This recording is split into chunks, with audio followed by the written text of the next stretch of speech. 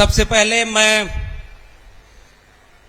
ये स्पष्ट कर दूं कि आज पहली बार पार्टी के औपचारिक मंच पर अपनी बात रखने के लिए आमंत्रित हूं और इसके लिए मैं पार्टी और उसके राष्ट्रीय अध्यक्ष आदरणीय श्री अखिलेश यादव जी का आभार व्यक्त करता हूं कि उन्होंने हमें ये मौका दिया है। और ये मौका हमारे लिए इसलिए महत्वपूर्ण है कि हम तमाम लोग इस बात को जानते समझते हैं, जब पूरे मोहल्ले और गांव में आग लगी हो तो इस बात का इंतजार नहीं किया जाता कि जब तक आग आपके घर तक न पहुंचे तब तक आप उसे बुझाने के लिए आगे ना आए। इसलिए आज हम आपके बीच में इसलिए आए हैं कि जिस वक्त भारत का संविधान खतरे में हो, सामाजिक न्याय खतरे में हो, हम सब अगर एक विचारधारा के मानने वाले लोग हैं तो हमारा ये फर्ज है, वक्त का तकाजा है कि हम सब मिल करके इस खतरे से लड़ें और इस देश और संविधान को बचाएं। इसलिए मैं आप सबके बीच में इस वैचारिक सफर का हम सफर बनने आया हूं।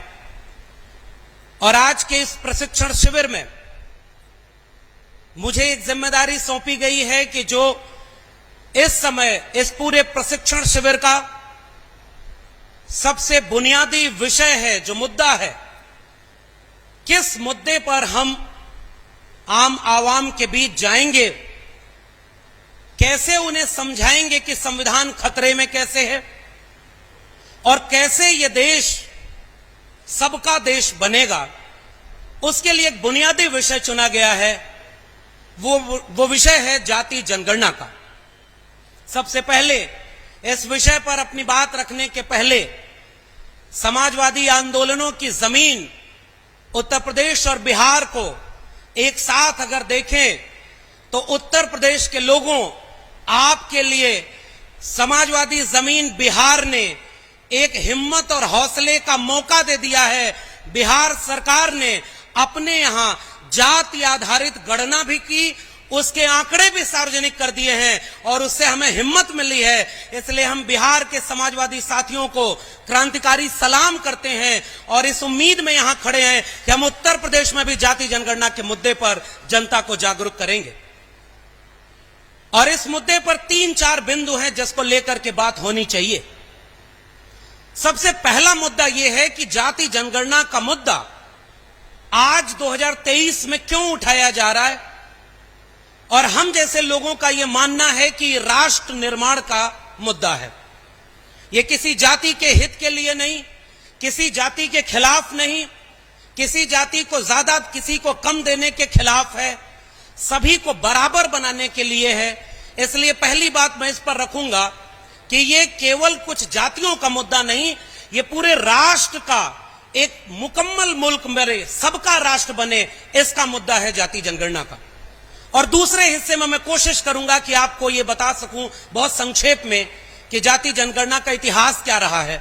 यह कोई आज का मुद्दा नहीं है, इसके आंकड़े क्या हैं और क्यों जाति जनगणना की जरूरत है इस देश में। और आखिर में मैं कोशिश करूंगा आपके सामने ये बात साझा करने की कि इस जाति जनगणना के मुद्दे से क्या फायदा होने वाला है। सबसे पहले हम लोग बचपन से निबंधों में लिखते, पढ़ते और सुनते आए हैं कि भारत कृषि प्रधान देश है, भारत गांव प्रधान देश है, मगर हकीकत यह भी है कि भारत एक जाति प्रधान देश है।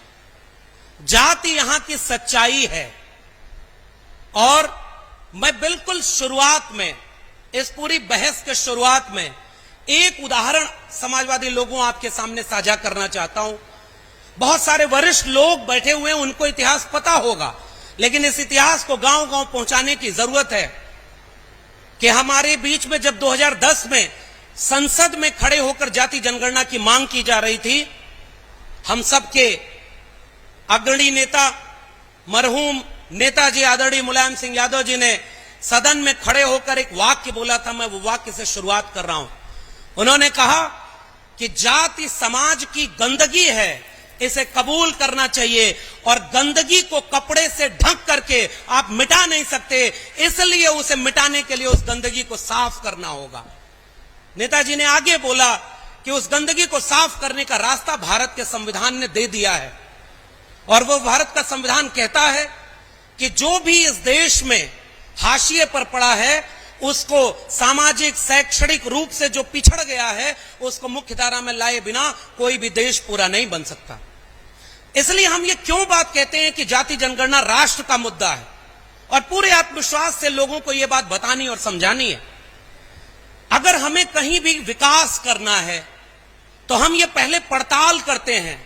अगर हमें कहीं सड़क बनवानी है तो पहले इस बात का सर्वे होता है, जानकारी जुटाई जाती है कि कहां सड़क नहीं बनी है, वहां सड़क बनाने की जरूरत है तो सड़क बनेगी।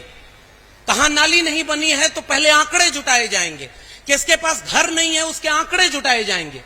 ऐसे विकास नहीं होता कि जहां सड़क बनी है उसी पर और सड़क बनती रहे, जिसके पास घर है उसके पास और घर मिलता रहे।